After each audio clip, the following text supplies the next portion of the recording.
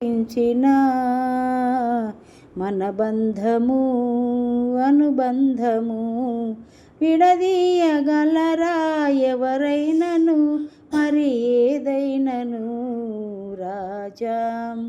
జగమెరిగిన నా యేసు రాజా దీన స్థితి అందునా సంపన్న స్థితి అందునా దీన స్థితి అందునా సంపన్న స్థితి అందునా నడచినను ఎగిరినను సంతృప్తి కలిగి ఉందునే నడచినను ఎగిరినను